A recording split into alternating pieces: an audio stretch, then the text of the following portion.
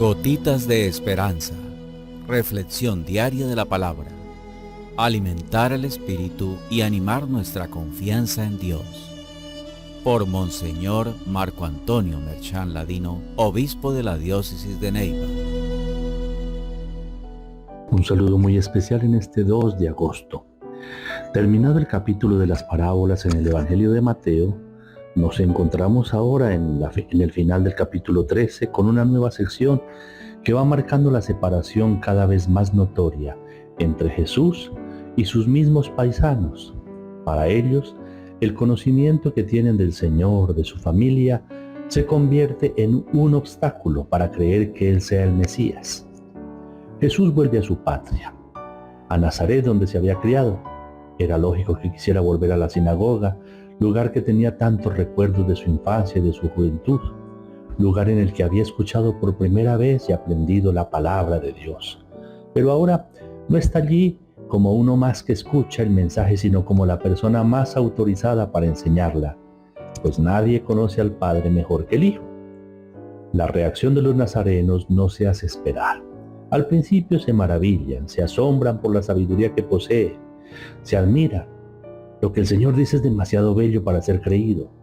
Además reconocen la sabiduría y los milagros que son evidentes, pero desgraciadamente no se detienen en el contenido de su mensaje y en el significado de sus signos milagrosos, sino en la persona que lo enseña, persona que ellos creen conocer muy bien, por lo que de entrada excluyen que la sabiduría y el poder de Dios puedan encontrarse en aquel simple hombre a quien ellos conocen.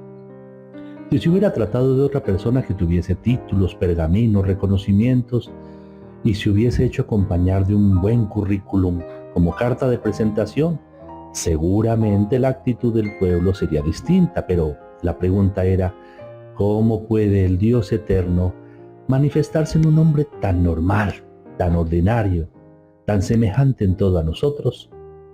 Se cumple el deseo que todos los seres humanos tenemos de querer ser semejantes a Dios, pero no queremos aceptar a un Dios que se haga semejante a nosotros.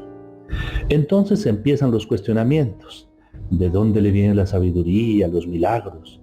¿No es este el hijo del carpintero? ¿No se llama su madre María? ¿No están todas sus hermanas entre nosotros? ¿De dónde pues le viene todo esto? Todas estas preguntas demuestran la mentalidad de los paisanos del Señor, que consideraban como obvias tantas cosas que en realidad no eran verdaderas, o que lo eran solo en parte. Si el Señor se hubiese presentado como hijo de algún personaje importante, le hubieran creído. Pero como se presenta como el hijo de un carpintero, y él mismo tenía esa profesión, pues era demasiado burdo para que fuese el hijo de Dios que ellos querían tener como Mesías. No lograban penetrar el misterio de su persona, se chocaban con la carne, con su humanidad.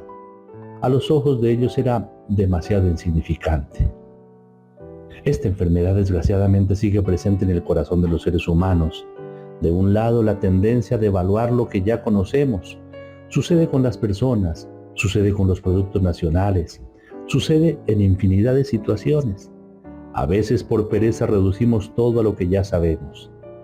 Nos cuesta aceptar la encarnación en toda su profundidad. Queremos un Dios muy divino y nos preocupa un Dios demasiado vinculado con nuestra realidad humana y pecadora, más aún cuando se identifica con los hermanos más pobres y más insignificantes de la sociedad.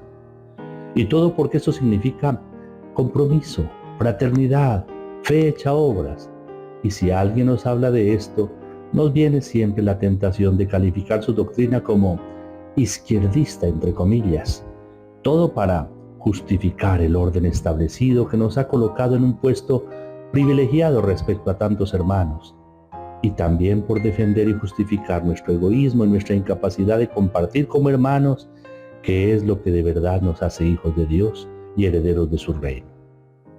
Es que para pertenecer al reino se necesita antes aceptar al Rey, escuchar su palabra y obedecerla. De lo contrario, aunque vivamos en el territorio del reino, aunque nos creamos consanguíneos de Él y por tanto de mejor familia, no perteneceremos jamás a Él y no tendremos derecho a pedir nada. Esto fue lo que le sucedió a los paisanos del Señor, que por su falta de fe se vieron privados de los milagros. Ya la fe y la aceptación del misterio de su persona es el primer milagro. El resto será consecuencia, o como dice el mismo Señor, añadidura. Recibamos la bendición. El Señor esté con ustedes. Y la bendición de Dios Todopoderoso, Padre, Hijo y Espíritu Santo, descienda sobre ustedes y los acompañe siempre. Amén.